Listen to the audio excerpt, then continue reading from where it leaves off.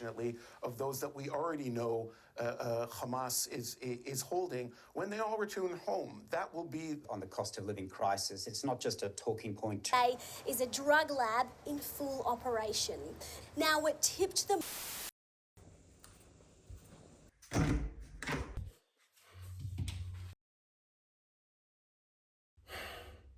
You want to get out of here?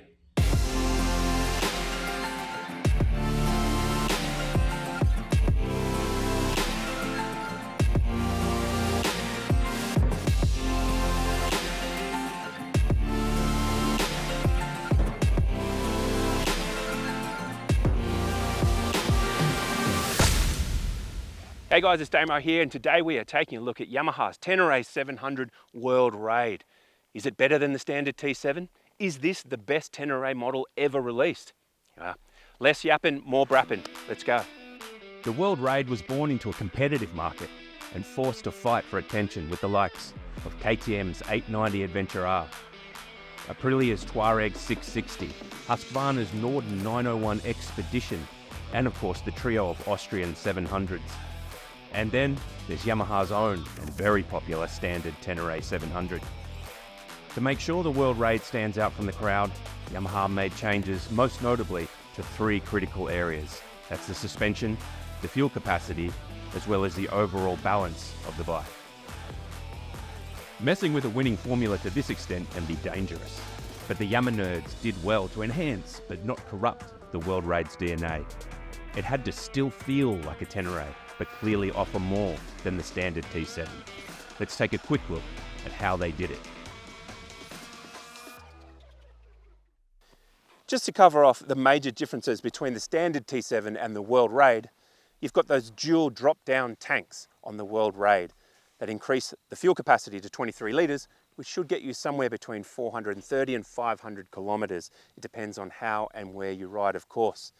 Now, with that new tank design comes a lower profile, which means the seat is flatter than it is on the standard T7, and it's easier in the sitting position to get well forward, which is really important when you're riding off-road. It's much more like a dirt bike shaped seat on the World Raid than it is on the standard T7. On top of that, we have the upgraded KYB suspension. Now, while a lot of guys went and got their standard T7 suspension upgraded, which is perfectly fine, I don't think it's necessary for most people to do that on the World Raid. I certainly don't feel I would need to do that. It's personal choice, and you might be chasing a certain feel, but that's a very good out-of-the-box suspension kit. Now, on top of that, you've got little things like an improved LED screen. Now, it's colour, that's not a big deal, but it doesn't vibrate anywhere near as much as the old model, and that is kind of a big deal. That got a little bit annoying. It does vibrate a little bit, but again, nowhere near as much as the standard T7. And you've also got an Olin steering damper to keep things together when it gets a little bit squirrely. My ride started, as they often do, with a prolonged freeway stretch, something that I find about as stimulating as a deceased goat or an Ed Sheeran song. That eventually morphed into a country road, which eventually shrunk down to a country lane, which brought me to the transition from tar to dirt. And it was on the dirt that I was going to stay for the rest of the day.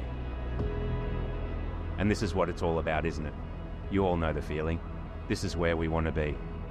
Nothing beats this.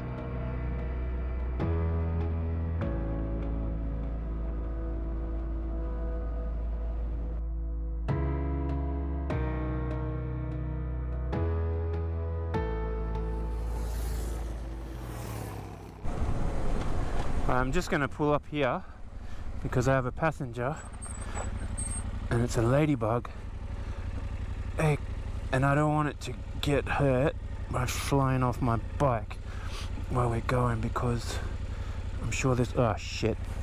Oh no, oh no, there it goes. No, go away, don't come back here. What the... oi. Alright, let's keep going.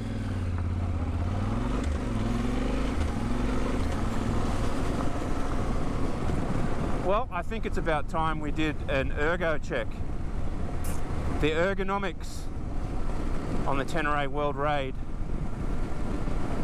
are quite different from the standard T7 because of this big tank. The shape of the seat has changed. At the front, there's less of an a hook up towards the top of that tank. This tank sits a lot lower than it does on the T7, which is a good thing. It's quite high on the standard T7. So in the sitting position, it's good. The rider's triangle, your foot pegs, your bunghole, and your hands, it's all pretty good. These are narrower bars than some people might be used to. Certainly than I'm used to, but you sort of get your head around it after a couple of hours. It's no big deal. I like Yamaha levers. They're excellent. If you did want to change them out, have a look at the GYTR levers. They're absolutely fantastic. Okay, so sitting position. This tank flares out, but it's not dramatic. It's not too bad. And when you stand, we'll look down. You can really grab with your knees around that tank seat junction. So there's a bit of padding to grab with your knees. So you've got some nice grip. It feels reasonably narrow. It's nice and straight down to the foot pegs, so there's no strange bowing. And now for the all-important ghoulies check. I just jumped down to the seat. It's magnificent. Because there isn't that uptake of the seat, that dip up, it's quite a ghoulie safe zone. And there's a few manufacturers who could take note of that. I think a lot of us adventure riders could do with a few more ghoulie safe zones on that seat to tank juncture. So well done Yamaha for thinking testicles while you were designing this motorcycle. So for me, that's a quick ergos check. The screen, it's not too bad. You can do better. Let's ask these guys. Thoughts on the screen, ladies? Too big, too small, just right? You know, you don't want something too big when you're doing adventure riding off-road because you don't want to hit your head, am I right? You got nothing to say. It's tough to get help. It's tough to get good help these days. So if you're going to tour with the Tenere World Raid a bit more, you might want to beef up that screen. For me, for the average adventure ride, I think it's fine. It has the side screens to push the air out either side of you as well. That's a nice touch. All in all, there's really, it sort of sums up the whole bike. There's nothing here where you go, ah, that's awful. Well, except for the hand grips. They're very, very hard. So I would go for some foam wraps or just replace them altogether, which is probably the best alternative because they're not comfortable at all. Hey guys, still talking about ergos. The screen size, you guys are good with it? Hard to get a lot of good comments out of cows, especially on the big topics. Okay, let's keep going.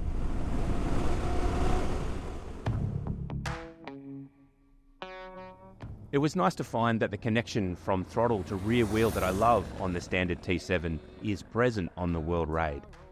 The mechanical grip is excellent, and as the rear is so very predictable, there really isn't any need for traction control intervention. Of course, the World Raid falls well short of the tech on competing models, which is by design, not oversight. And while I'm not at all anti-tech, riding without any intervention between your right wrist and the rear wheel is refreshing, and to a degree, it's also freeing.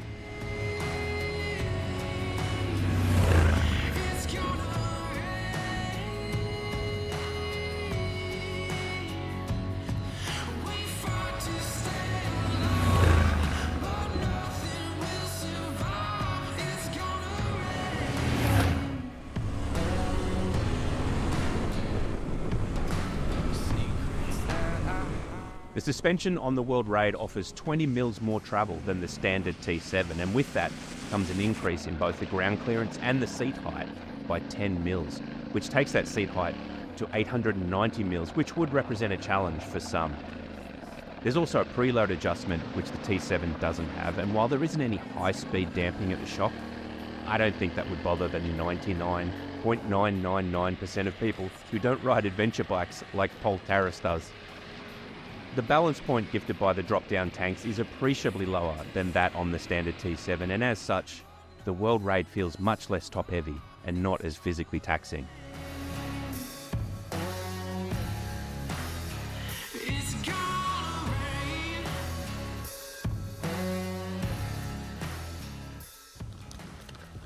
stopping for a jerky break. That doesn't sound right, does it? Jerky. Jerky is in food. Stop it. And I want to know your thoughts. This is your point where you jump into the comments and you let me know.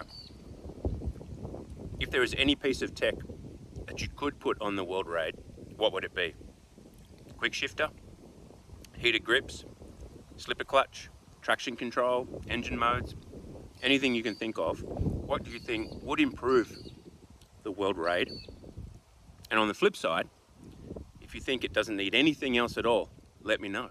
If you want to avoid those technological marvels that some of the competition have put out, and you love the simplicity of the Tenere, then let me know. I'm keen to hear your thoughts. Type away. I'll wait.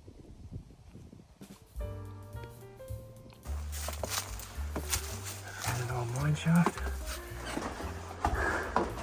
Imagine coming to work like this every day. I think that'll do. Yeah, turn this way, got light at the end of the tunnel. That feeling you get when you pull up at your office building, you know you're going to sit in your cubicle all day. That soul-sucking feeling. Well, oh bloody hell, maybe it's a bit better than this. Walking into this every day knowing that's where you're going to spend your day.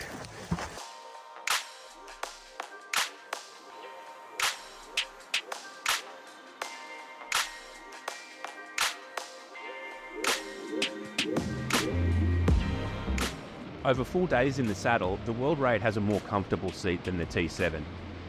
And while you can feel those fuel tanks between your legs, it's not at all uncomfortable. I also found fueling up using the 2 filler caps to be less of a pain than I thought it would be, with my big giant loop Fandango tank bag on there. The front brake is good, it has plenty of power with decent feel, but the back brake does not. It has the power, but it feels mushy with almost no feedback. One easy solution to that is to fit a Camel ADV rear brake lever, and you'll find that improves it a great deal. I like the stock front brake and clutch levers, but if you're looking to upgrade them, check out the GYTR offerings, as they are mighty impressive as well. And of course, my test bike was completely stock, except for the Pirelli Rally tyres and the Pollisport handguards.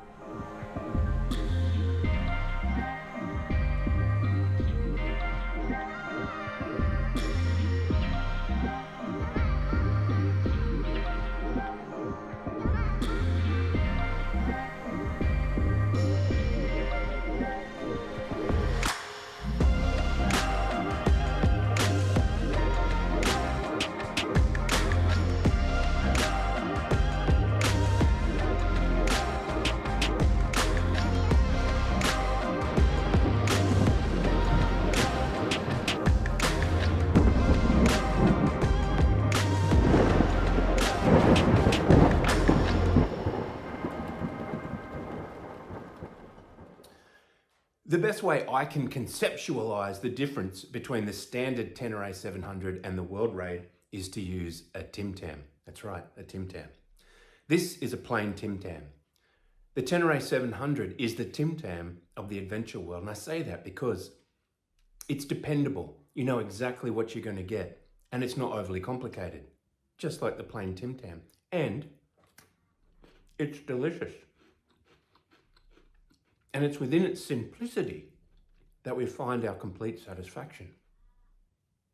The World Raid, however, is slightly more complex. It's the dark chocolate Tim Tam with mint in the middle. It's just as delicious, but it's got a little extra sweetness, a little extra something special for those looking for it. I'm going to keep eating these Tim Tams for research purposes, because I think I'm onto something here. You carry on. I'm going to be here for a while. And while we're in the shed, it's a good time to demonstrate how easy it is to access the air filter on the World Raid.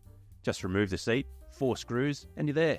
There's absolutely no reason to be riding around with an air filter that looks like Mr. Hanky dipped in belly button lint. While there isn't much in the way of electronics to mess around with on the World Raid, by using this little click wheel, always press up on the right hand side switch block, You can, while stationary, change ABS modes. It's as simple as going into the menu to ABS mode, then down to rear ABS off, short press, long press, and then it's off at the rear. Should you want it off at the rear and the front as well, you duck back into that ABS mode and go down to ABS off, short press, long press, and you're done. And should you like this on button to become an on and off button, then check out the dongle that's available at adventurebikecomponents.com.au. You can also change the appearance of the dash by changing the themes. Explorer, for example, has something of a Russian brutalist look to it.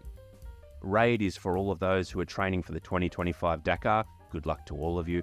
For me, I found Street to be the best looking and the one that gave me the most pertinent information all the time.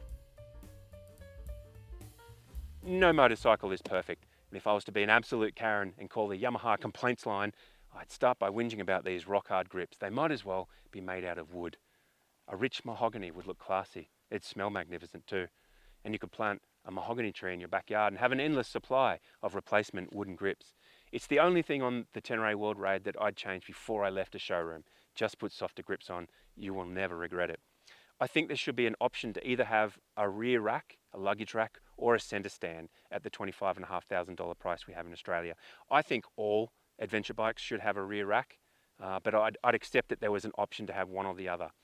I just find a centre stand for me makes life easier doing maintenance in the shed or out in the bush if need be on these big bikes.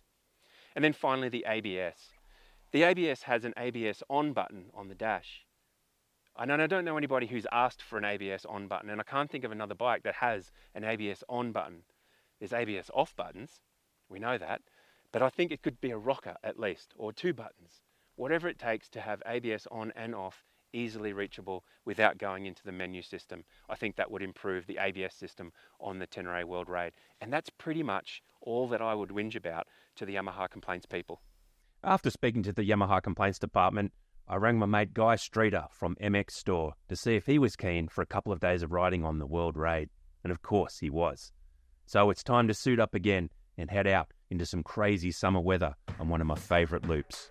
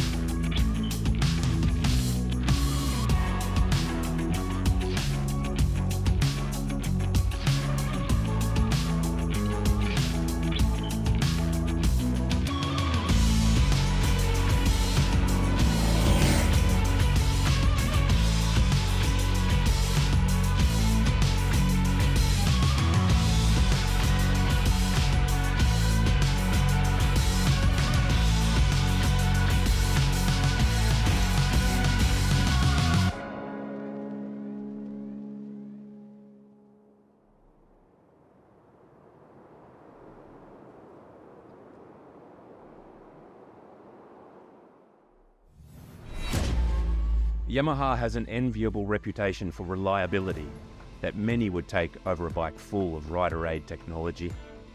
In the T7 it has one of the most dependable platforms on the market, but with the World Raid, Yamaha kept what matters most and built on that to produce an even better and more capable motorcycle.